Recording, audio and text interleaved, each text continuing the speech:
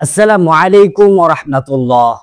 বাঘ যখন রক্তের গন্ধ পায় তখন সে যেমন হিংস্র হয়ে ওঠে, ঠিক তেমনি মানুষ টাকার গন্ধ পেলে তার চেয়ে অনেক গুণ বেশি বেপরোয়া হয়ে যেতে পারে। জীবনে সুখী থাকার সিক্রেট কি জানেন? কখনো কারো কথা নিজের উপর গেঁথে নেবেন না। যদি কেউ আপনার পেছনে খারাপ কথা বলে, তার তিনটি কারণ থাকতে পারে। প্রথমত, তারা আপনার অবস্থানে পৌঁছতে পারেননি।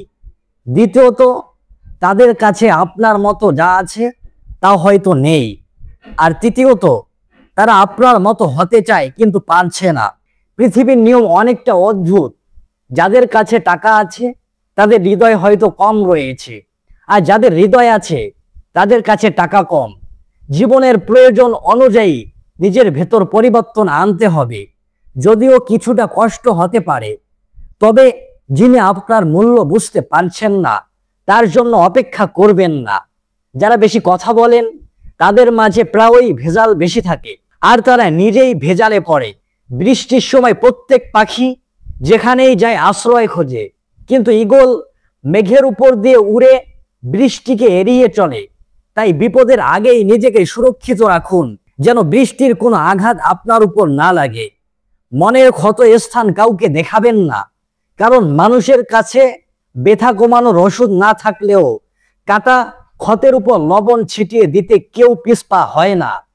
জীবনের পথে চলার জন্য নিজের রাস্তা নিজেই তৈরি করতে হবে। কারো উপর নির্ভরশীল হতে পারবেন না।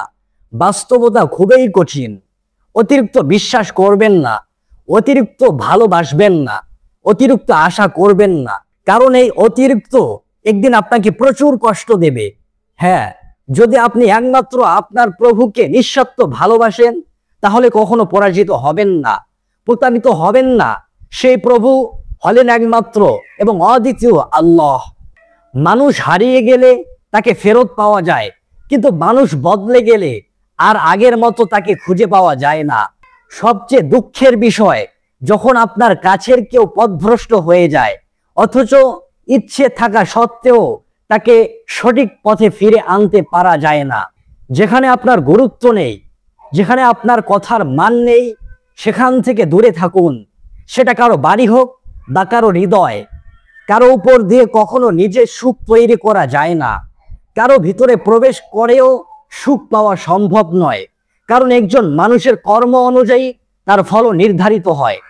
যখন মন খারাপ লাগে তখন নিজেকে ভালো করার চেষ্টা করো, কারণ তোমার পাশে তুমি নিজেই সবচেয়ে বড় সাক্ষী। অনেক বন্ধু পাশে থাকে না, কিছু বন্ধু সুযোগ নিতে কাছাকাছি আসে, আবার সব বন্ধু আসলে আপন নয়। কিন্তু বন্ধু বিশ্বাসঘাতকের মুখোশ পরে থাকে। ভালোবাসা থেকে মানসিক শান্তি যদি না পাও তাহলে সেটা ভালোবাসা নয়, বরং বিচ্ছেদেই ভালো।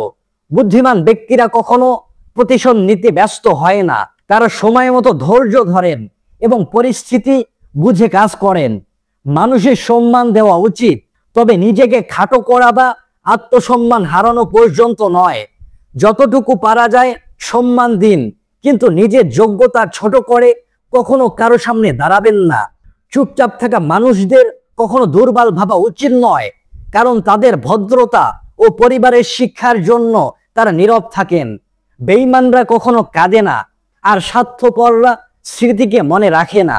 মন ভালো থাকলে সবকিছু সুন্দর হয়, আর মন খারাপ থাকলে ভালো কোথাও খারাপ মনে হয়। এটাই প্রকৃতির নিয়ম। তাই যতটা সম্ভব মন ভালো রাখতে চেষ্টা করুন। সৃষ্টিকর্তার কাছে বেশি বেশি দোয়া করুন, কারণ তিনি মানুষের অন্তর পরিশুদ্ধ করেন। বেশি খুশি হওয়া মানুষ অল্পতেই কষ্ট পায়। আমি রাগ করি তাদের উপর যাদের ভালোবাসি বেশি। তাই যদি কেউ আপনার সঙ্গে অভিমান করে রাগ করবেন না, কারণ এর পেছনে ভালোবাসার অনুভূতিই থাকে। কিছু মানুষ এমন একজনের জন্য প্রার্থনা করত যারা এখন তাদের ভুলে যাওয়ার জন্য দোয়া করছে।